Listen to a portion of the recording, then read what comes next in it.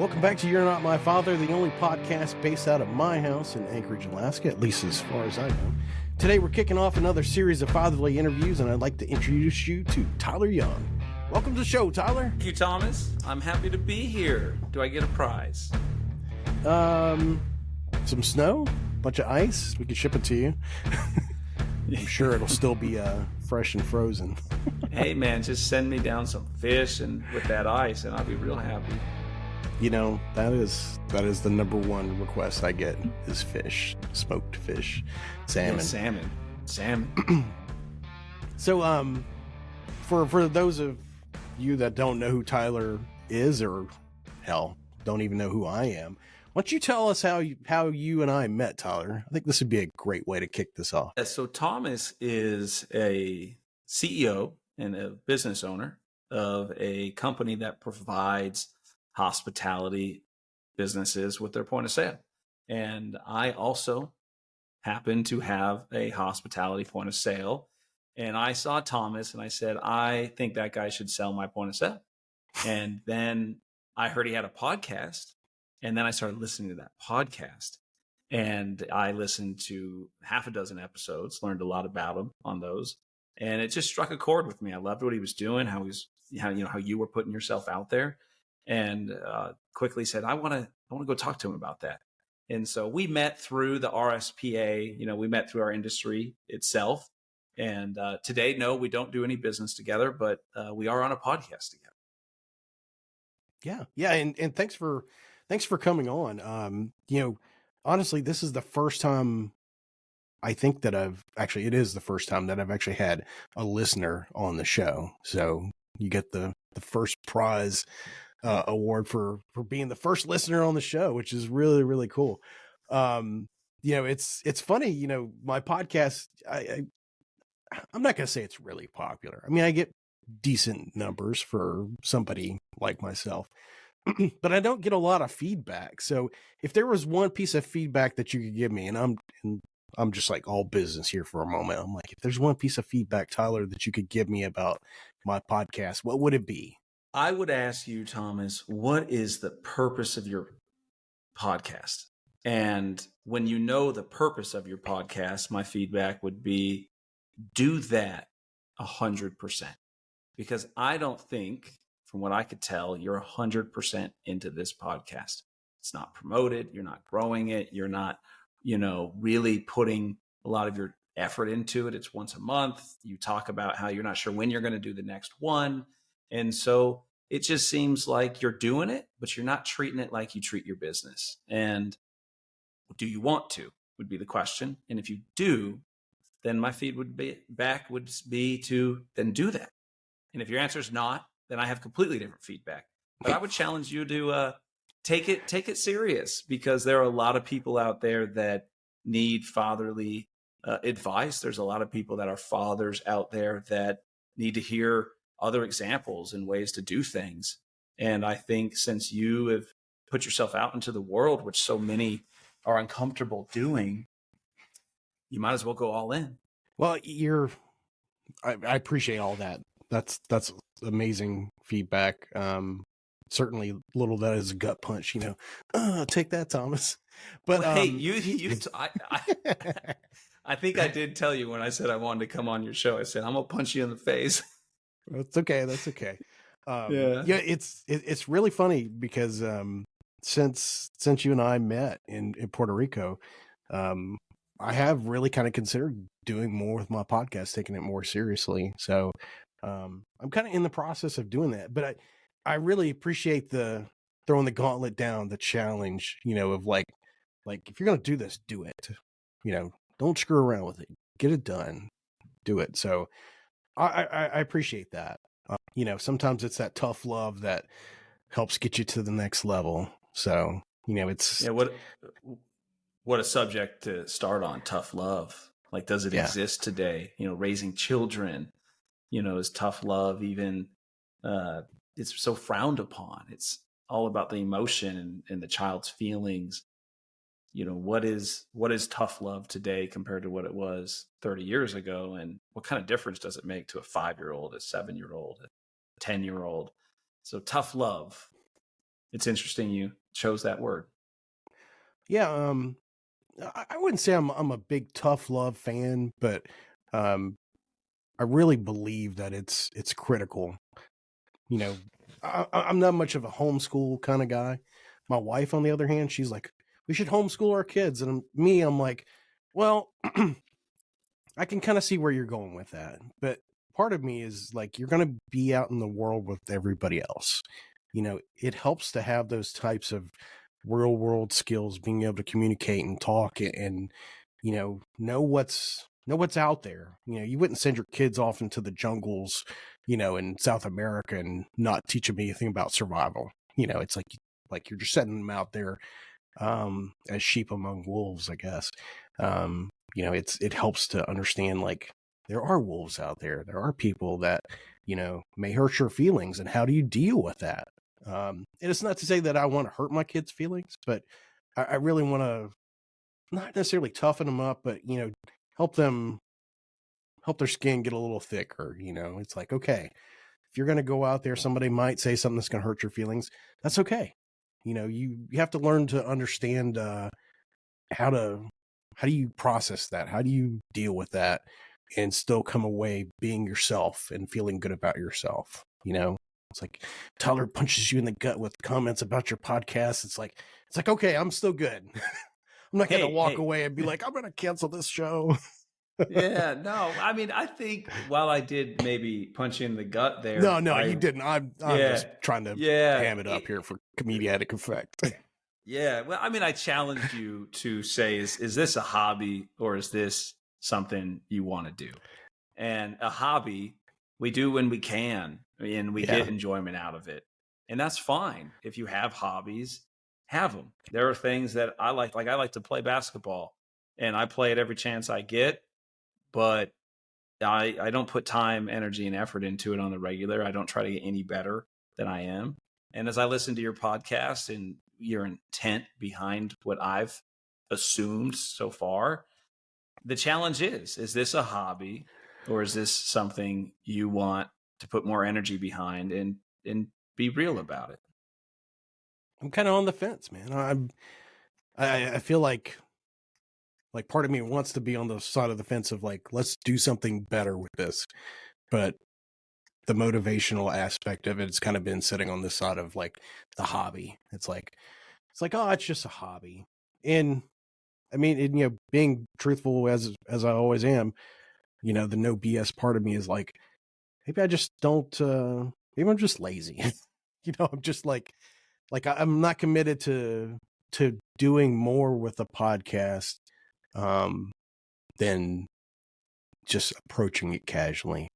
And ever since you and I talked, I feel like I want to do more. Like video for me was like taboo. I'm like, oh, I don't want to do that. It's like I'm gonna show my face on camera and people are gonna be like, look at him, blah, all these negative aspects. But I started watching, a lot of times whenever I'm caught with a challenge, I'm like, let's just go get educated. Like, just try to educate yourself.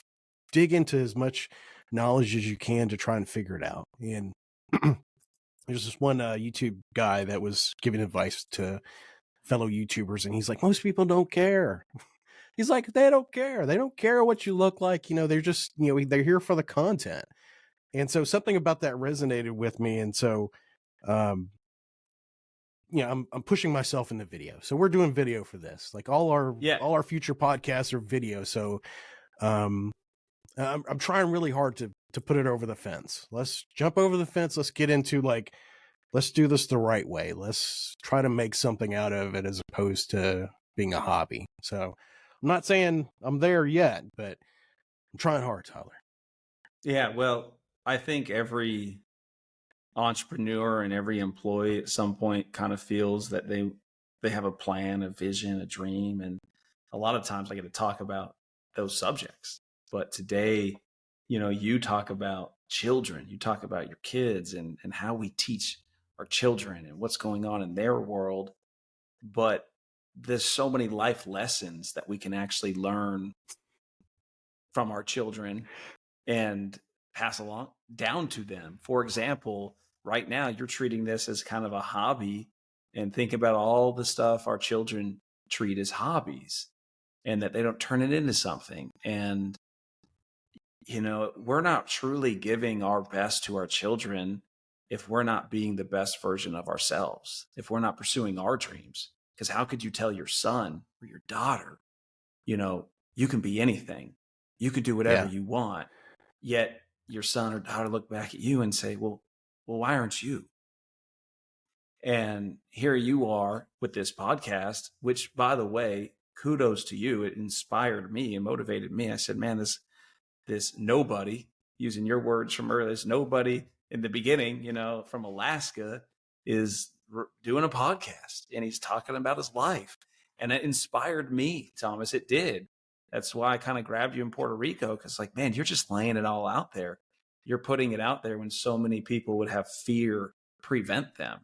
And you may not be treating it like a business, but you're still doing it. And that's more than most people, because they don't take that action. So you're showing your kids, action, which is huge. And, if you just simply define success for the podcast, help your children understand what success looks like, it's a great example of taking action on a hobby or taking action on something you want to pursue to be more. But either way, I think you're inspiring your children by what you're doing. You inspired me to say, man, it just pushed me to keep getting more comfortable with the uncomfortable myself.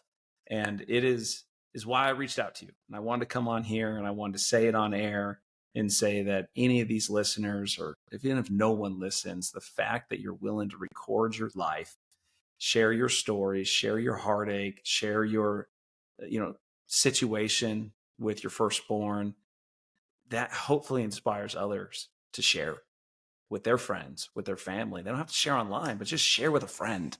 And when you let that Yeah. out and you communicate, it's just so powerful. And today I'm really excited to not talk about business, right? We're going to talk about our children and how we set them up to be successful in life, and also challenge you to decide what you're going to do with this podcast here and why you started it, which I think is the next question.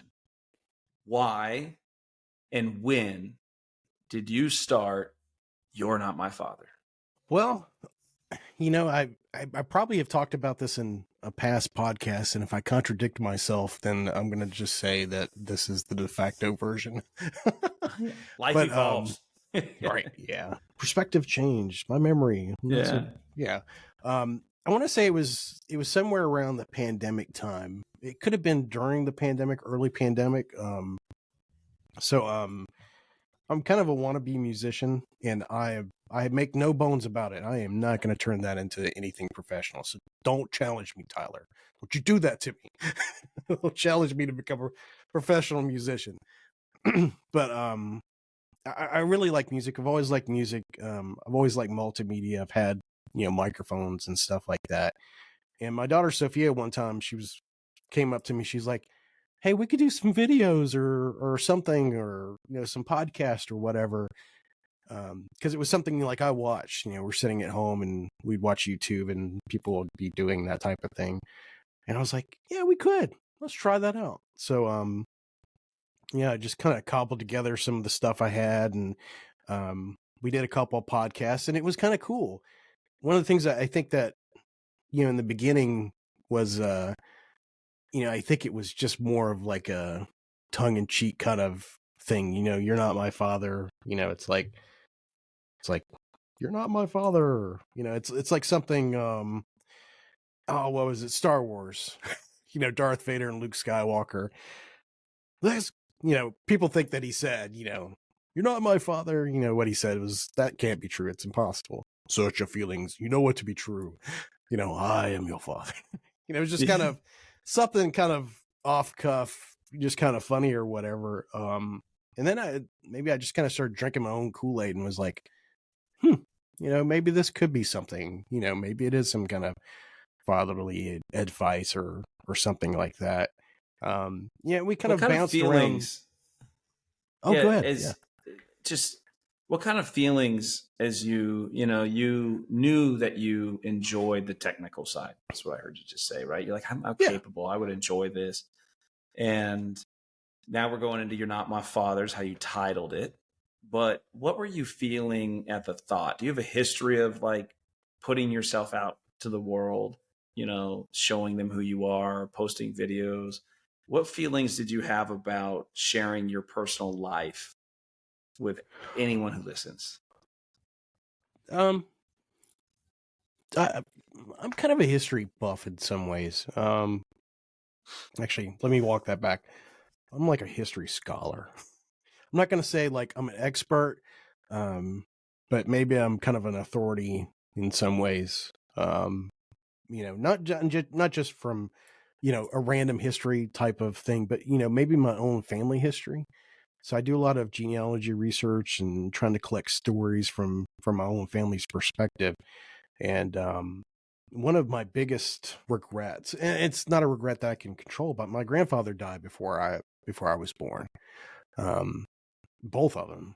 And so I never got to know any of them. And so my grandmother would tell me all these stories about him and whatnot. And kind of long story short, I've been so, I wouldn't say obsessed, but like just so heavily interested in where I came from and what transpired with my family. And my dad wasn't always around, and he didn't really kind of tell us a whole lot of stuff. Sometimes he would, and I felt like I wanted that voice to kind of echo out there a little bit.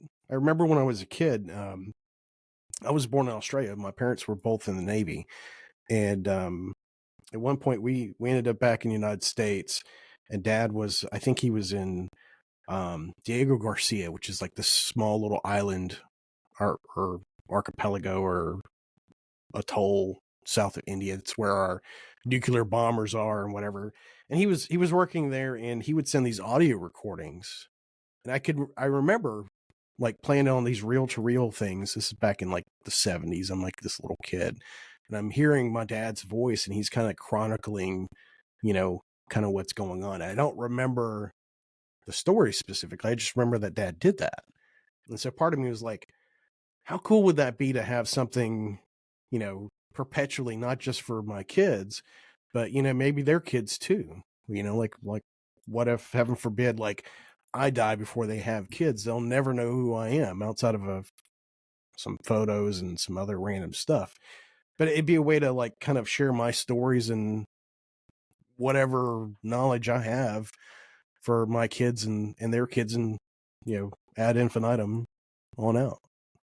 Yeah. So did I just basically, I'm going to just kind of summarize that up, that I didn't hear any fears or concerns because your focus was on creating recorded history and thoughts that would live beyond you for your children and their children. And that way they always have, Papa Thomas's voice, or great Papa Papa Thomas's Thomas.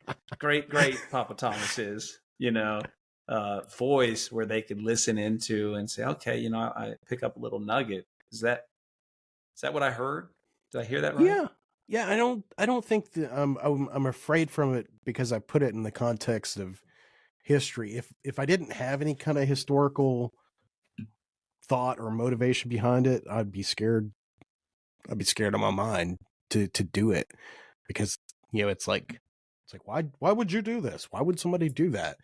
But I think with the purpose, it kind of drives me, because it's like core values, like in a business. It's like I don't have to worry about the why. My core values tell me why. And, this is the purpose of why we're here. And so for me, it's like, that is my purpose. I don't really care if somebody doesn't really like it or gets offended by it or calls me stupid or whatever.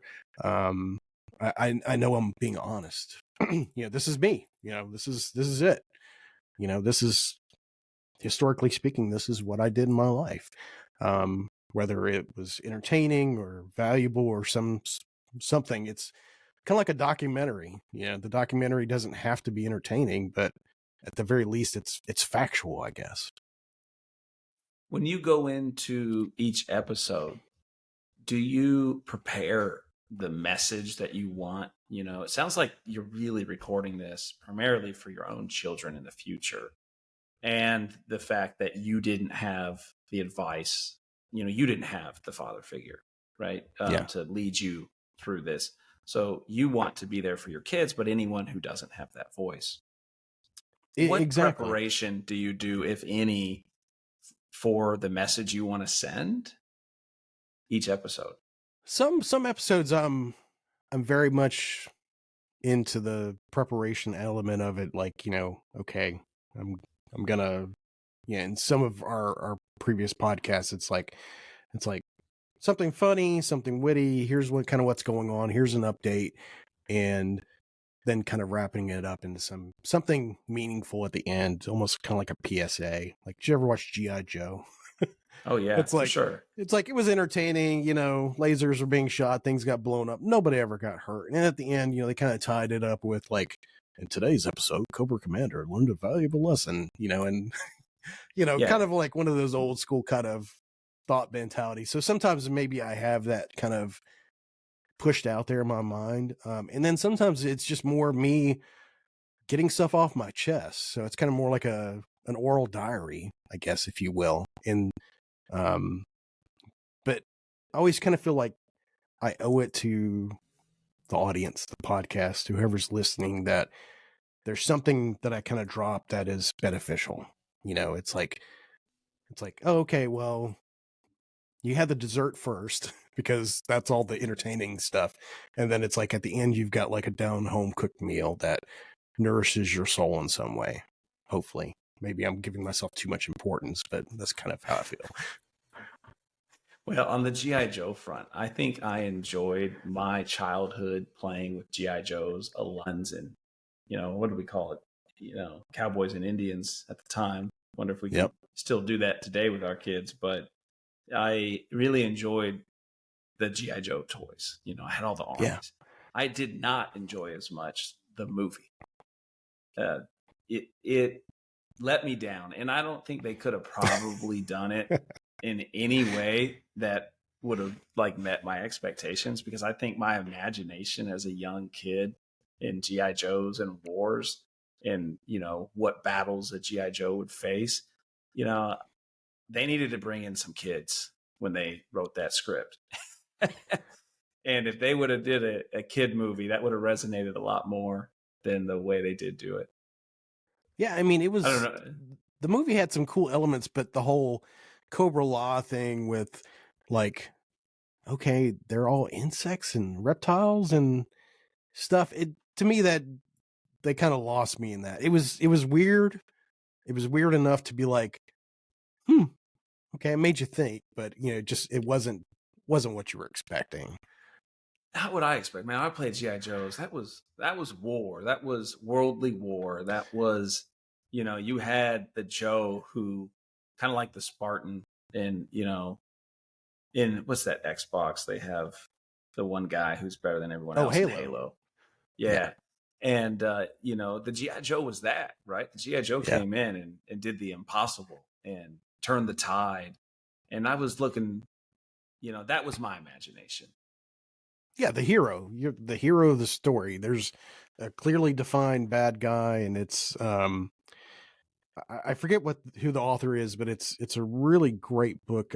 It's The Hero's Journey, and it's something that a lot of movies and shows and historical epics are based off of.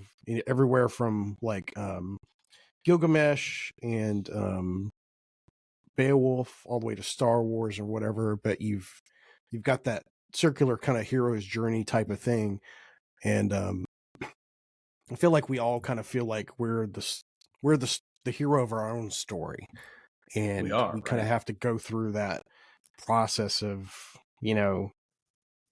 failure and redemption. And, we kind of come out of the end of it, educated, knowledgeable, and triumphant over whatever that problem was. And if this is the deepest conversation that anybody's had about G.I. Joe, I don't know what it is.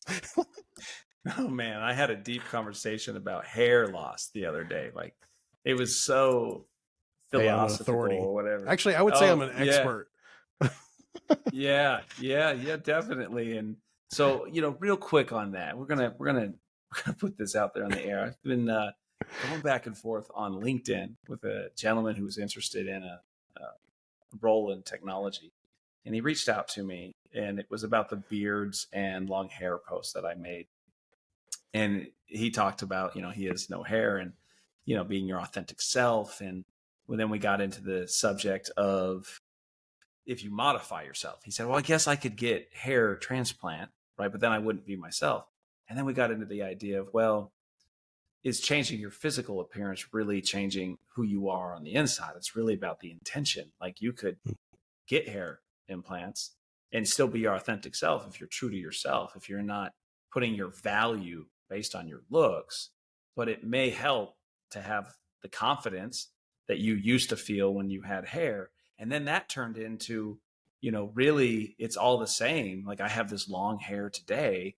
Well, I'll lose it someday, or I'll shave it and cut it someday, or it'll go thin. And if you're bald, you once had hair. We all had it. So it's just really about a transition of how we value ourselves and who we are. And right now I'm this long haired, crazy, wearing these are my son's glasses, and I'm going to showcase a story later I wanted to tell about why I got the lights on and stuff. But it's a transition in life. And when you lose your hair, Thomas, it's a mental challenge. And when it starts thinning, it's a mental challenge. And when things change in what you were good at and you no longer are good at, or what you did have and you no longer have, that is a transition that you mentally have to go through and accept. And so even though we were chuckling about beards and long hair, and it was crazy that we turned beards and long hair into talking about the change of our minds and accepting who we are through long hair or having no hair. It was interesting. I just want to put that out there that as you change in life, especially your children, having someone there to help guide you through it, be your support, makes a difference. And when did you lose your hair? Oh my God, this is a great story. So I have pretty thick hair, so where it is, so like these sides, I mean it's pretty thick. Just not right here. But when I was in high school, my Spanish teacher, Mr. Wilson Hall, I don't know if he's still alive or not. He wasn't really a great teacher, but he was a great confidant, in class. And one day he looked at me and he was like, he just kind of like just looking at my hairline, and like my hair was like down here, and he was like, "Yeah, you're gonna go bald." I was like, "What?" He's like, "Yeah, it's gonna happen. Yeah, it's gonna happen to you." And so like that was just kind of one of those echoes in my head for years, and it kind of got me started being paranoid. And gradually throughout the years, my hairline started to kind of recede and go back. And at some point I just kind of owned it. I shaved my head at one point. That was cool because it was like, okay, like you've transitioned, you've gone to the other side, like you've got no hair. It's like, okay. Were you thinking like, I always knew this would happen? Well, what were you thinking? Because the teacher, he planted that seed. Part of me was like, was that some kind of psychosomatic physiological response that like I willed it into existence, but I look at pictures of my grandfather, and so part of you blames yourself for having no hair. That's funny. I just had to reframe it for you just so you heard it. Yeah. The superstitious you manifested it. Yeah. Oh man. I want to turn this into something what I feel is so meaningful for this. It's about being a dad and what children go through. I have a similar story. I was 17. I was at the Gap. I was shopping at the Gap, and I was with two of my friends, Nathan and Dan. And in high school, I was fit. I was a fit guy in high school. And Dan was skinny, like super, super lean and skinny. And Nate was thick, not super thick, but a bigger guy, right? That's it. We had all three. And out of nowhere, this woman comes up to the three of us, and she spits some hard truths. right there. And all three of us, I guarantee remember this today. And she said, look, to me, you're in your prime. Enjoy it. You will be fat. And looked at, and she looked at Dan and the skinny guy.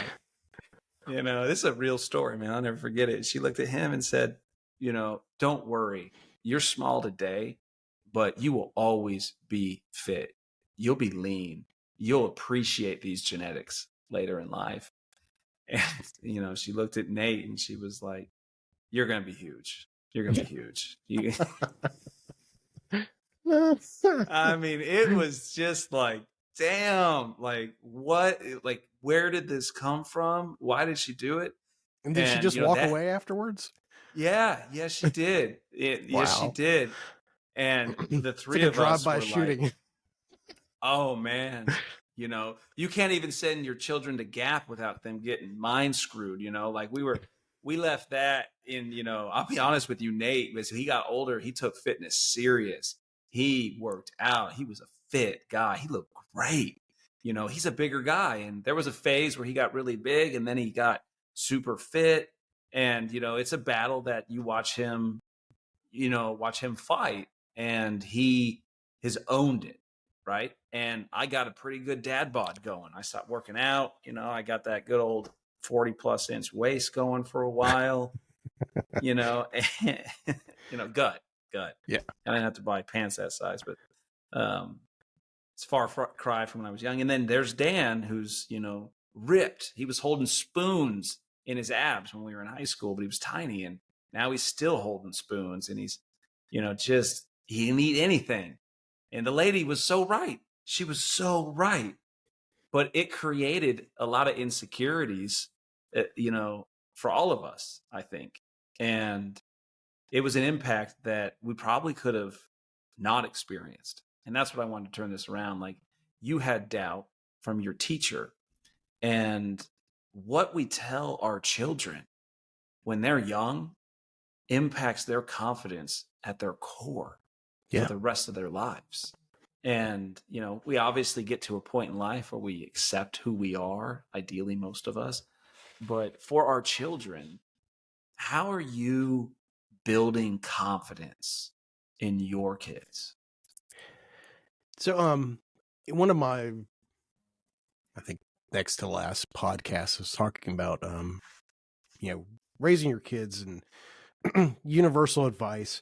I feel like every kid is different. Actually, I'm just going to say it, like, every kid is different. They all kind of require a different way of raising them. It's like my daughter, Sophia. She's got a lot of me in her. Like, she's very smart. She's very introspective. I think she's very sarcastic in a lot of ways. You know, she's got a skeptical mind. For a long time, I would say she was fragile with her kind of demeanor. But, you know, at school, there were some girls, like, she used to wear princess dresses at school. Like, she just wanted to do that. And she loved it. And we encouraged it. It's like, hey, you want to wear a princess dress? You want to dress like Elsa? You want to be whatever? All right, let's do it. And for a time, it was pretty good. And then there was some girl at school who really just decided to lay into her and tell her dresses were stupid and all this other stuff. And it kind of, you know, it took her down a few notches, and she was sad, and she was intimidated to go back to school. And, you know, it took a little bit of doing to kind of get her back out of that. So, you know, nowadays, like, I'm very cautious about what I say with her. You know, I'm much more encouraging with certain things. And if I'm going to say something, not necessarily negative, but I try to say it in a very fashionable way of like, here's how you can improve, that type of thing. Now, my son Conan, on the other hand, he needs to be knocked down a few steps. Like, he's like, my wife says that he's one of those, like, he'll succeed and we don't want to take the wind out of his sails because he's just indomitable. Like his spirit is like, he's like you, Tyler. He's like, I'm going to push through and I'm going to keep going. And it doesn't matter who's in my way. It's like, if there's a brick wall, I'm going to go through the brick wall. And so I feel like I saw posts that you've put of him, and I got that feeling. He seems that way.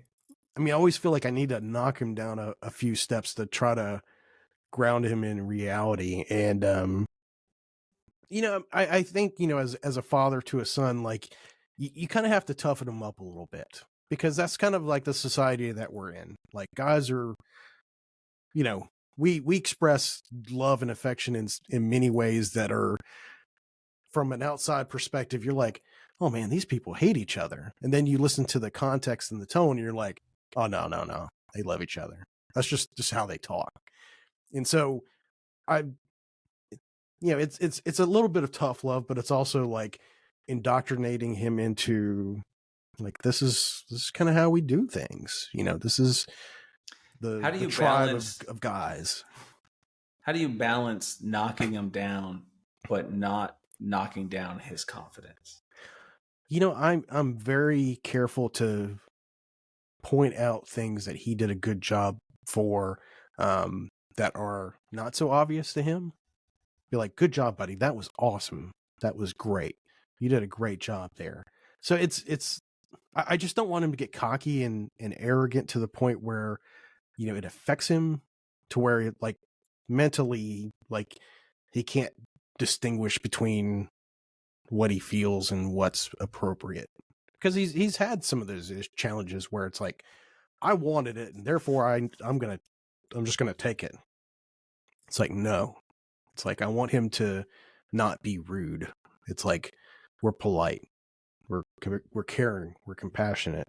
You can feel like you're the best at this, but always remember that you need to be considerate of other people. You need to look out for other people. And so he has a lot of challenges with awareness of other people, but like, he's such a sweetheart sometimes. Like, he'll do things for me or for his sister or for my wife that are just like, he's just a sweetheart. And like, that's the times where I'm like, I'm so proud of you. Like, he was so caring, he was so compassionate. And it's like those types of things, like I'm hoping he's learning from me or from other people. And so maybe it's not really intentionally pushing something on him, but it's more of like love by example. It's like the love languages, whatever those love languages are, acts of service, you know, touching, physical touch or whatever. It's like showing that you love and care about people. So I think that's probably what I do with him. I'm trying to knock him off the high part, but I'm still showing him love every step of the way. Like, why did I do that? Because I love you. Is it, you know, what I kind of took away from that is you're trying to ensure that he's humble in his confidence, that he's humble with his approach with others and his care for others while pursuing, you know, his own desires. Yeah. You know, have good intentions behind it, you know, like, you know, don't try to think about yourself so much. Think about what you can give. Think about what you can do for somebody else. You know, it has its own reward. How have you been helping your children learn that? Well, first of all, tell anyone who's listening for the first time how old your kids are today. So Conan's, he's 9, and then Sophia's 14. And I think one of the best things that we've done for our kids was kind of twofold, and almost kind of liken it to some kind of martial arts type of mentality, because some of it was martial arts. So my daughter, she was pretty disrespectful whenever she was younger. She was just, she's also very cocky and arrogant, and just very disrespectful to us. You know, at one point I was like, you know, I always wanted to be in the martial arts when I was a kid, but you know, where I grew up at, like, it was, you know, I didn't have a McDonald's in my hometown. Like, we had a couple of gas stations and a grocery store, and that was it. You know, there was not much culture going on in this little area of Northwest Florida. And Not to say anything bad about that town, but I just can't really say much good about it. But Yeah. I really had a true respect and love for martial arts, and so I found an after school program here in Anchorage that did Taekwondo. So you pick up your kids from school. So it was kind of a twofold purpose. It was like they took care of them until we got off at work, but they also learned something instead of just keeping them locked in a room somewhere watching TV or playing video games. They were actually learning respect and physical fitness and martial arts. And so Sophia went on to become a second-degree black belt in Taekwondo. So that was, I was so incredibly proud of her. Conan, he was taking lessons. He didn't get that far, but he developed a lot of confidence and respect. But outside of that, really taking them to church. I don't try to get too religious on my show, but I feel like it's more and more of a recurring theme. But my son has benefited from not just my spiritual avenue and knowledge, which is not great by any means or standards, but from all the other men at the church and other people at the church who have taken it on to mentor and guide him in different activities like Awanas and other things. It has been a remarkable change for him. Like, he really is that compassionate and believes it. He's not just, it's not lip service to me. It's not like he's saying it to please me. It's like he believes it. Like he has that love and compassion. And my daughter doesn't have that yet. I think religion has she's still skeptical in some ways. But I'll tell you, Tyler, she went to Washington, D.C. on this close-up trip the other day. It was for school. It's a program where they show you government and history and stuff like that. Well, I would have loved to have gone on that. But before we left, we pray whenever we eat, and she's kind of fidgety when it comes to praying, at the dinner table. Like, she's just, I feel like she always doesn't know what to say or how to act or whatever. And normally I don't really try to pressure her into too many different things or whatever. And so I was holding my wife's hand. I think I was holding Conan's hand, or I forget which one it was. I had an open hand. And, we were praying, and I felt this hand sneak into mine, and she squeezed my hand, and I was just like, it was just this incredible moment. But even more than that was, she squeezed my hand 3 times. And I don't expect you to know what that means, but it's something that it's kind of like a sign language, not a sign language. It's like in my family, it's the same. If I squeeze or they squeeze, it's "I love you." 1, right, 2, 3 for me. 1, 2, 3. Yeah. I love you. And it's that nonverbal communication. And I don't know if she's ever done that to me, ever. And it meant so much to me, Tyler. I was like, wow. Like, it was an incredibly powerful moment. And I don't cry in front of my kids typically. Me and my wife have had, a handful of fights, and they've seen me cry or something like that. It's been a long time ago, but in that moment I was just so overjoyed. Right at the table. And that's amazing. Yeah, kind of, I think she was a little concerned about her trip and stuff like that. So I didn't want to get emotional with her too much. I kind of shifted into the gear I know best, which is like, how can I help make you at ease so you've got a great, easy flight, and prepare you and stuff like that. But man, it's one of those memories like I will take to the grave, like 1,000%. Like, it's up there in that top 5 moments ever. Like, Oscar season, the Oscars are on tonight. It's like if you didn't mean that, man, you're the best actress I've ever seen. Got me. It's awesome. Let me ask you another question. just kind of jumping around. You sometimes talk about your oldest son, right? Yeah. And you are sharing advice. I think you're qualified. You have an, what's it, 8 and 14-year-old, 9, 14-year-old. Mm-hmm. And, we really become qualified by our own experiences. Doesn't make us experts, but if we've been through something, we can talk about it. What's it been like not being there every day for your firstborn, but being there every day for your other two? It sucks. If you've never listened to the show before, I've got 3 kids. One that I've never met in person, never really talked to on the phone ever. I just kind of, you'll have to go back and listen to another episode, but, for lack of a better term, we've been estranged for all his life. I didn't really know he was mine until right before my daughter was born, which was, that was a mind blow. But, I've gotten to know him a little bit here and there.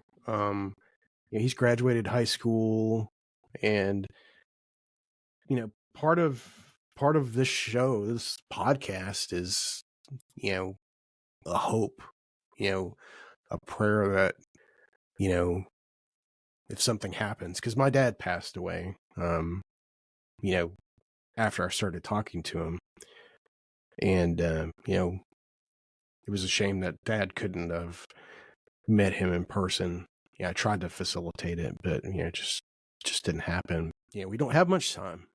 If something happens to me, heaven forbid, today or, tomorrow or in a few years or whatever, what do I leave behind? I've got all this stuff here. And I would trade it all. I'd trade my house. I'd trade all my cars. I'd trade my career for my family, because none of this means anything to me. Our worldly possessions, we're just stewards of it. You can't take any of it with you. It doesn't really belong to you. And I mean that, like, it doesn't belong to you. You've got it for a certain amount of time. That's it. Yeah. You don't take it with you. And with your oldest, diving into it, I mean, there's a lot of people out there without a dad who isn't recording their thoughts and feelings to leave behind for when a child wants to hear them, or maybe listening to today, in your case, because he's older and he's graduated high school.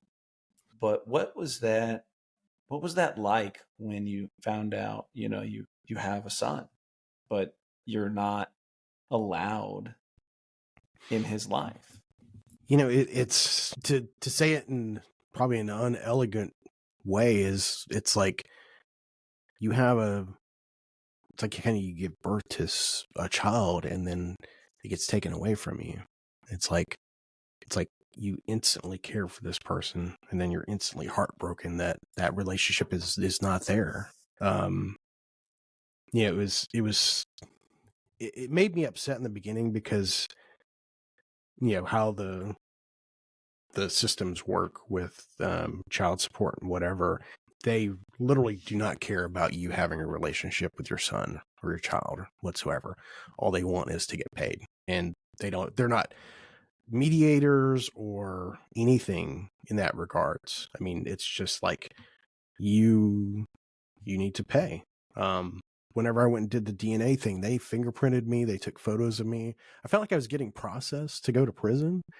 They wouldn't even let me pay for child support. Like, they instantly just garnished it out of my paycheck. Like I wasn't going to do the right thing. It was really like, I felt like I was guilty, and it really just kind of put a dark cloud over everything. And it was like, how do you start a relationship with a child that you didn't know that was yours, and then this is how it starts? And it's like, you can't talk to him. And like most people out there probably that have been in a similar position, his mother was just combative, just, like I was very much of like, hey, I would like to do this. And I think in the beginning she was open to it, and it just quickly devolved into like an emotional response, like, you're a bad person and I don't want you involved in my son's life. And it's like, how do you know?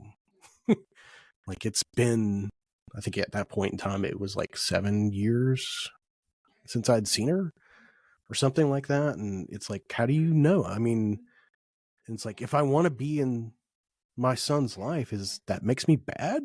Or, I mean, just from my perspective, I would like to think that most people would, if a father wants to be in a child's life, isn't that a good thing? I mean, yeah, I mean, it's not like I'm a criminal or somebody horrible. I'm just, to paraphrase Boba Fett, I'm just a man trying to make my way through the galaxy. I'm just the salt of the earth type of person. There's nothing really special about me, but there's nothing really bad about me either. So it's like, when you want to have, a father in life, and ultimately I understand where she was coming from. She wanted to protect her son, and it's that fear of the unknown. It's the same fear that we all have everywhere. We don't know what's going to happen, and we're afraid of it, and therefore we try to push it away. And I think that's kind of the root of so many different things. One of my biggest fears is dying. And the fear of the unknown is this thing that it bothers me. I think my pastor called it annihilationism.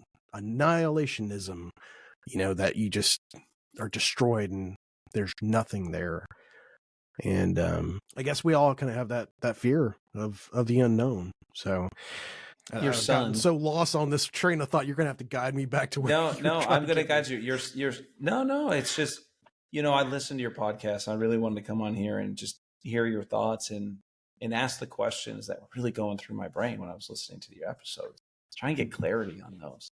And yeah, you were right down the path of figuring out, what today are you doing with your son, who's now, a man, right? He's graduated high school. He's makes his own decisions. And, he grew up not knowing his biological father very well. And, the way you treat your 2 kids in Alaska, what you're doing here and the intent, hopefully that he'll listen. And I've heard you say it. I hope you're out there listening. I'm wondering, what have you tried? What advice would you give yourself right now if you were me, if you're someone else looking at your situation, and what would you tell yourself? It's kind of an odd question, but let me reframe it. Let's look at it this way. You have the experience of not having a relationship with a son that you didn't know was there until later in life. And you're heartbroken over that. You can tell. And you throw yourself even more into your own 2 children to ensure they don't feel that way. But you have an older son who didn't get that love, especially from you. And now he's 18. Now he can make his own decisions. He's an adult, and your relationship still is non-existent.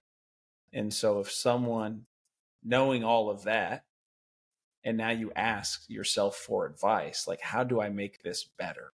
What actions, what advice would you give yourself? Man, that's a great question. If I was to step outside of my body and try to tell myself the hard truth about the whole thing is, try harder, do whatever it is that you can. But understand that, this is a person who has their own life. You can't control them. Like my kids, I've got control over because they depend on me, like if I screw up at work or if I do something stupid in life or whatever, they're all going to get affected by it. So, you know, I have to be careful with them, but you know, they're ultimately my responsibility. Him, even whenever he was a kid, you know, I didn't try hard enough. I mean, I could have tried a whole lot more. I just honestly, you know, what it came down to was a money thing. You know, I was like, yeah, I moved to Alaska, and you know, we're still trying to get on our feet, and here's I think is my firstborn, and then all of a sudden I get this paperwork show up on my doorstep like a week before. Wow. And it's like, on top of that, you owe like 20 grand or whatever it was, Wow. you know, and it's like, I'm just trying to make ends meet. I mean, how do I do this? You know, he's in Alabama, you know, he's, you know, 6,000 miles away. You know, I'm Yeah. trying to take care of my family here. And, you know, the sacrifice that I made was like, I have to take care of my family here. Like, I can't do both. And Yeah, you couldn't control the decisions that, you know, his mother made. And I'm sure your decisions would have been vastly different had you not already anchored in Alaska, you know, Anchorage, just to have a little pun there. You'd yeah, anchored in, and now you got thrown, yeah, a curveball. And that's really, you know, what I want to know is you went through it. It was a money thing, but let's say somebody is, that's what this show is about, advice. Let's say yeah. somebody right now out there just found themselves in the same situation. Uh, Dive into for me that heartfelt advice that you would give someone who just found out they have a child and the child's already born. I mean, if you can afford it, I mean, and when I say afford, like it's not going to ruin you. I'm not saying like, oh, I can't watch Netflix anymore. I can't have this boat, or I can't have the third car or whatever. Like, if it's not going to break you, do it. Do what it takes to be involved in your child's life. I mean, if I'd had that kind of like at this point in life, you know, I feel like we're blessed financially and that we're in a good spot. If it had happened right now, I would have done it. I would have lawyered up. I would have been flying to Alabama on a regular basis. I would have fought, you know, and you know, the day is going to happen, possibly, maybe, where he's going to be like, well, why didn't you do that for me? And I'm hoping that this is a testament of, you know, it's not an excuse, but this is what happened. But absolutely, get in there, fight for it. Don't make a mess of it. There's no reason to, you know, get into some kind of knockdown, drag out fight and say bad words to each other, you know, parent to parent. But just show up, be there, be respectful, you know, but it's a fight. You know, you have to show up. You have to take some blows. You're going to get knocked down, but you got to just show that determination to be there for your child, because that is what it's about. If somebody comes knocking on my door and they're going to take my kids away from me, I'm not going to just say, have at them. I mean, there might be a couple days where I'm like, here, let me get the bag. But, you know, realistically, it's like, no, it's just not going to happen, you know. And, you know, So what would you say, let's say money, like money can be worked out, right? yeah, You know, you didn't have the money, but let's say money could, you could do something, you could move, you know, let's say that your wife says, let's go, we're going to live near, you know, your firstborn that we didn't know about. And he's what, maybe 7 at the time, 8. He's yeah, pretty something like young, that. you know, and those are important years. You know, obviously you have a lot of emotions going on, you know, you and your wife, your daughter, you know, Yeah, your estranged son, his mother, which is probably has you infuriated, I imagine, at the time that, you know, her decisions. have It led was you to sad. this moment. I don't think she made me mad. I think it made me so sad. That's a great feeling. It So was like a depression.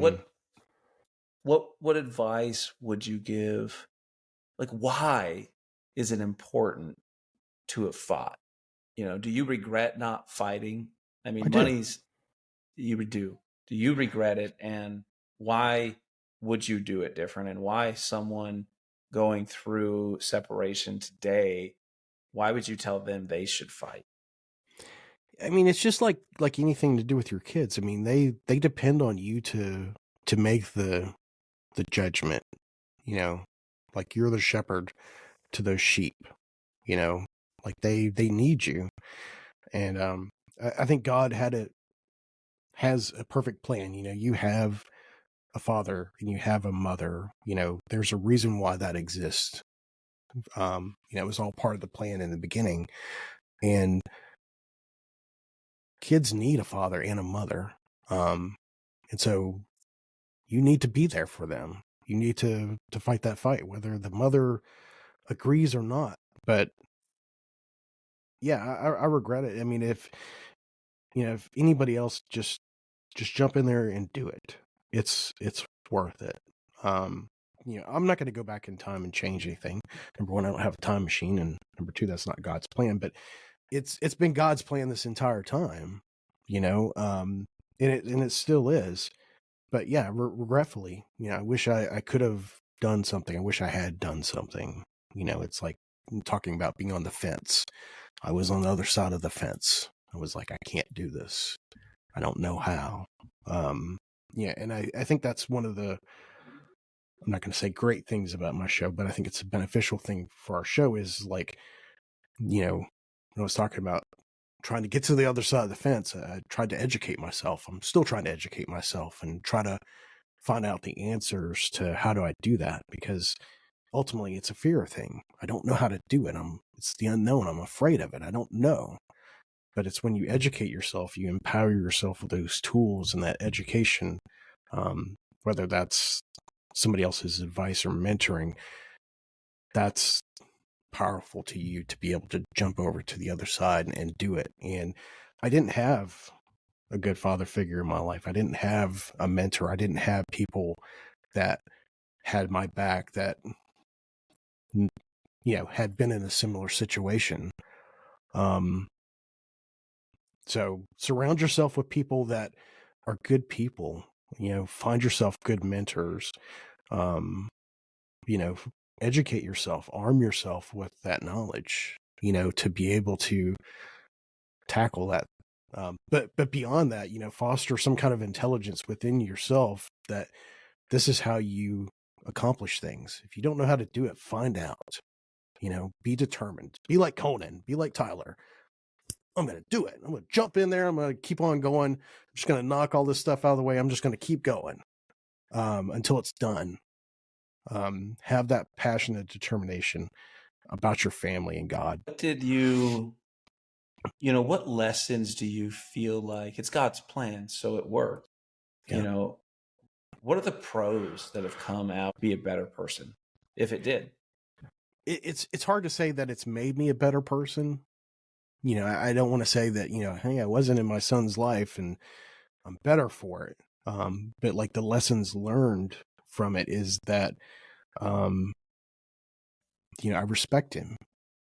I respect his decision, and I'm not going to give him an ultimatum and say, either you can talk to me on the phone or you can do this or you're not going to be in my life. It's given me a very humbleness and compassion of like, if you don't want to talk to me, that's fine. I'll be here when you are ready. I'll always be here for you. Whether you acknowledge me or you despise me, whether you hate me or you love me, it's that unconditional love of like, I'll be here. This is what I've got to give you. I don't have much, but you'll always have that. And if you take advantage of it in this life or the next, it's still here. That's all I've got. What a powerful statement, Thomas. It's probably the favorite part of the day right there for me.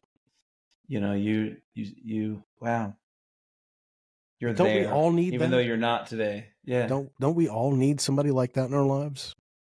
Like my kids need that, and I am that. And my wife needs that, and I am that. Except whenever she's yelling at me, I just need to go take a break. Be like, I'll come back.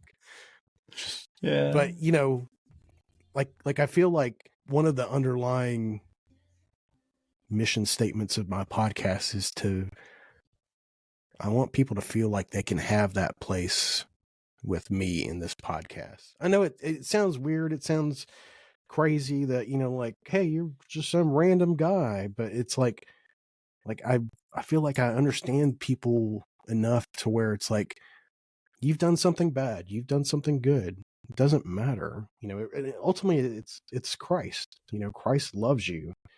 You know, he's always willing to be there for you. But maybe in this way of this podcast is just like, I'm your virtual dad. I'm not your father, but I'm your virtual daddy. I don't know.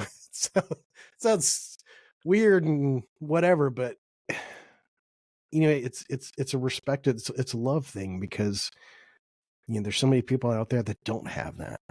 And so I feel like my son, who doesn't have the benefit of my experience, that doesn't understand or isn't choosing to use the love and compassion I have, that there's other people out there that could use that in some There way. are. Do you believe that your son knows? Does he know you're there? Does he know you're willing to be there? It's going to sound stupid. I mean, the only way that we've communicated is on Facebook Messenger. And he's responded, and, you know, I've said as much to him, and I hope that that's understood by him. You know, from what I can tell in his social media, you know, he's an 18-year-old boy. He's got certain activities that he's wanting to pursue, and I understand that. And I'm not trying to divert him, you know, like, don't do that, and, you know, come to the dark side, we've got cookies, whatever. It's like, you know, enjoy life, enjoy that time that you've got. The prodigal son, You know, you know, it's like you're going to go out and you're going to make mistakes or whatever, but whenever you want to come back, it's like, here's the rope, here's the ring, let's kill that fatted calf. You know, I'll give you everything because you came home, because you were dead, and now you're a part of my life. You know, you weren't a part of my life, now you are. try harder. That's what you said. Yeah. When you gave yourself advice. Could you try harder today? I can. I could. But part of me is today, now, that's where I'm unsure. I'm unsure how much I should try to ram this love and compassion down some 18-year-old kid's throat who I've never talked to. You know, I feel like consistency. Nailed Check it. You in. nailed it. Check in every so often. Just be like, hey man, just want to say that I'm thinking about you, and, you know, I'm still here for you. Yeah. And Do you do know, that? I do. It's I think it's been a few months, but, you know, I'm not trying to blow up his messenger all the time and just be, you know, I don't want to come across as that person. I just want it to be like, I don't know, like any other dad. Like, my dad didn't call me every day. He didn't Yeah. beat me up or No. whatever. He'd check in with me every once in a while. You know, he tried to make me feel guilty. Hey, haven't heard from you in a while. Yeah. Phone broken. Yeah. You know, that type of deal. But I always appreciated it. I think dads, you know, are connected with letting their children explore life and learn on their own. Yeah. And I think, you know, I'm not a woman, I'm not a mom. I have a mom.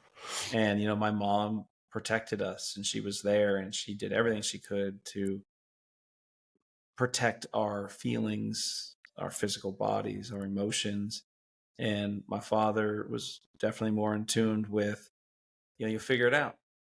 You know, mom would say, that rock's too heavy, don't lift it. Dad'd say, try. You know, and not all moms would say that, for the record. They would just say, be careful. Yeah. Be careful with that rock. And dad would be like, pick it up. Now you can't pick it up. Now go pick up that smaller rock until you can pick up this bigger rock. Right. Or son of a So, bitch, you picked it up.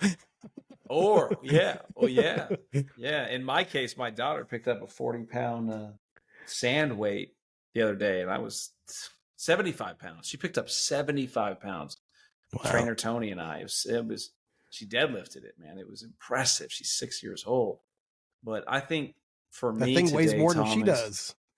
It does. It weighs more than her. She's a little beast.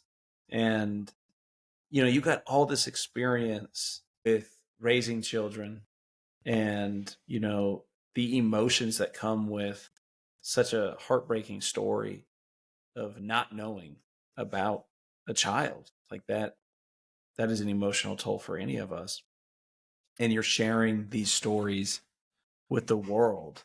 Today really showed me that, one, there's no right answer. There's no perfect answer in being a parent, right? You kind of said that a moment ago when you said you just want to try harder, but we don't always know what try harder looks like. But you nailed it. It was consistency.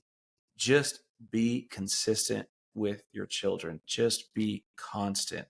Because you also said today, and I'm kind of wrapping this up here for you, you also said, don't we all need someone in our life who's just there, who we know cares and loves for us and has been consistent with that love throughout our entire lives? For me, I have an older cousin who'd call me on my birthday, April 15th, and text me these days. His name's Buddy, and he was born April 19th, and he, growing up, man, as soon as I got a cell phone, as an adult, never missed a birthday. Always text me. I didn't text him. I didn't have that same connection, but he's quite a bit older than me. And, every birthday to this day still does it. And I think I'll be really sad if he stops. And if he goes his whole life doing it, I'll be even more devastated that next year when he's not there to do it. And so those little tidbits, it's been 2 months, but how often could you do it?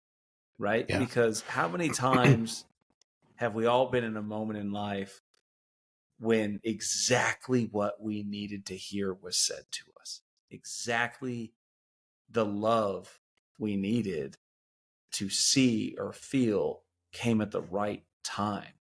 Even if you reached out every week, it may be annoying, but the 1 week he needed it may be exactly what he needed in that moment. And therefore, you really summed up, all of this was a reminder to just be there for our children. We don't know the impact it will have on them, and really protect them from the things in life that hurts them. Your daughter being, essentially bullied, through what she wanted to express, and it not being cool and kind of taken away from her. Brings me back to my story I told you earlier, which I didn't say, which is, to this day, Dan and I are really close, and we're always teasing each other about not letting that woman be right. I don't want to be fat. I don't want that woman to be right.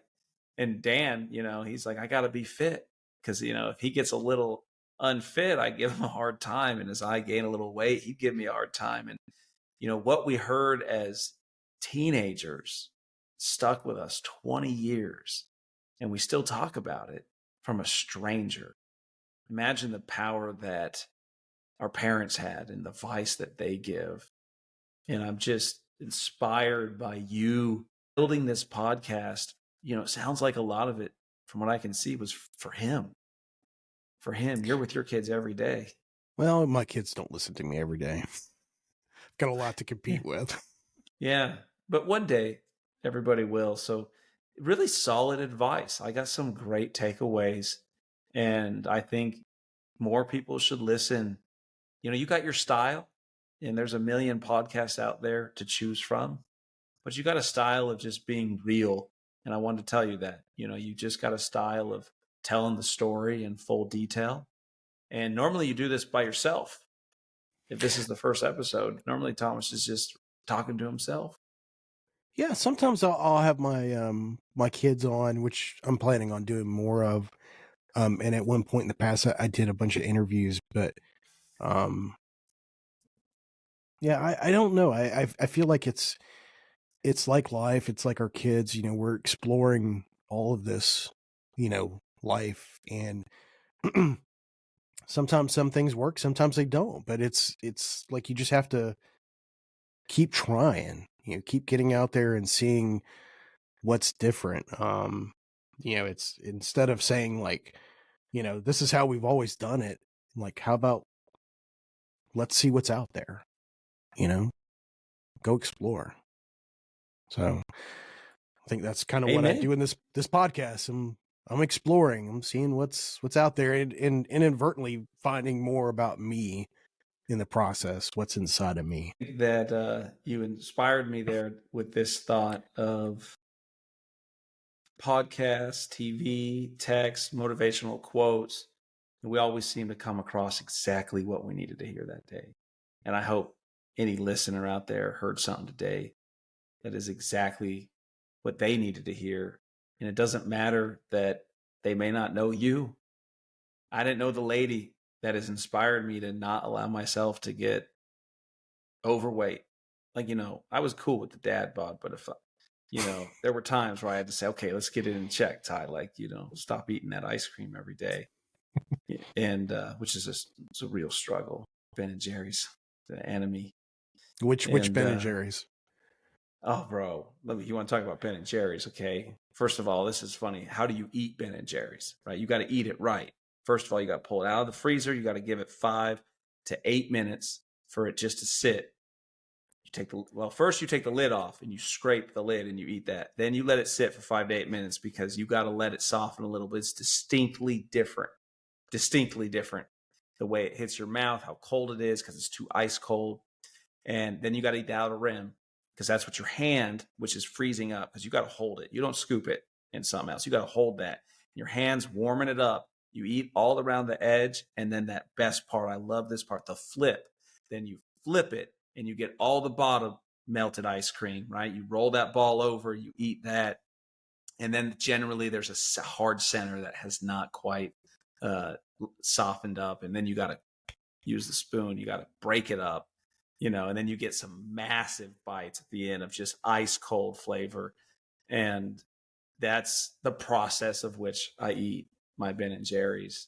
And I have found that most people I meet who love ice cream as much as me, we all have the same process. So I got to ask, is that how you eat a pint of ice cream? So I used to, I don't recall how I used to do it, but my dad, believe it or not, fatherly advice, he was like, you just put the sucker in the microwave for 5 or 10 seconds and it's just perfect. Okay, that's cheating. I know it's just cheating, but it works. And my go-to Ben and Jerry's is Americone Dream, the Stephen Colbert flavor. Isn't it American Dream? Americone. It's got the waffle cone in it. Oh, yes. I like that one. Half baked. Okay. Absolutely love it. And Spirit for me, little chunky monkey in my life. I'm down with little chunky Cherry monkey. Garcia. I've had the Cherry Garcia, not in my top favorite, but I definitely enjoy it. And there's a lot of flavors. I moved to Georgia, and in Georgia, Ben and Jerry's is like $3.50, and in Oregon it was like $8.99. Wow. And I remember, dude, it was on sale, and I was at Publix or wherever here. Dude, I bought 30. Like right away I got here, and I was like, what? Are you serious? And there was all these flavors I had not even had yet. So I loaded my cart up with that Ben and Jerry's, dude. And I ate, one a day. But the beauty, I had to change my style because the flavors, I had so many flavors. I don't remember all the names. They were different. And there's one with this like really thick chocolate fudge on top, so you have to learn to eat straight down. That way you can mix the chocolate fudge into each of it. And it has nuts in it too. And so I started thinking I was all smooth eating 3 of them a night, but I wouldn't eat all 3. I'd be like, let me just get a little of this one flavor And then I was like, oh, what's this flavor like? And switch that. So I've actually learned to eat not the whole pint now, which is different, but only if I have 3 of them to choose from, so I can split up the flavor. Because y'all know that taste right in the beginning when it hits your taste bud is so much better than, 5 minutes in. Now you're just kind of doing it without thinking. But when you switch flavors like every 5 minutes, and that's where it's at. See, that's why people come to my podcast. They come for the fatherly advice and they stay for the master class on how to eat Ben & Jerry's ice cream. Master class. And, I thoroughly enjoyed letting you kind of let me ask a lot of questions. I appreciate it. I'd love to come back and share the story of why I have these sunglasses in the first place. They're my son's, and, why I got all these drop lights that can change colors. And, we've been on here a little while, and so I think if it's all right, I'll come back. Yeah, I'd love to have you back on. I mean, there's so much that I don't really know about all things Tyler, and I would love to know more about how Tyler became Tyler, because in a lot of ways I feel like you're like Conan, like my son. Not that I'm your dad or anything like that, but like you've got that spirit, that indomitable spirit, and like it's taking you places in your professional life and your personal life. And I know that you've had challenges that you've had to surpass and overcome and probably still dealing with. So I would love to talk through that at another episode. But I really appreciate you being on the show, Tyler. Yeah, I didn't say, but I have 2 kids, Ryler, who just turned 8, and Savannah, who turned 6. Full name's Ryler James, which I love his name, and Savannah Rhea, which is a cool name as well, we think. And I have learned a lot, and I will absolutely come back and just share my approach as a father. That's awesome. I certainly appreciated hearing yours today. Well, thank you. You've been you have been my most entertaining guest to date. No doubt. And I will try to take some notes down about Ben & Jerry's, and you got to eat it right. I'll do the Tyler Young. Here's how to do it. And it's pretty much everyone addicted to ice cream, by the way. Like, I've talked to a lot of them, and like when I say, do you eat Ben & Jerry's? I could see in their eyes, like, oh, you know how to eat Ben & Jerry's. So I really want Ben & Jerry's right now. I know, me too. Dang it. And I'm supposed to do this movie thing. I'm trying to just eat right. And now, I'm going to go buy some Ben & Jerry's, and I don't lie. Well, not a sponsor, but Ben & Jerry's, we're coming for you. Tyler Young, I appreciate your time today. Thanks for being on the show. We'll see you next time. For holy flames, a sign to light up the way. So can you help me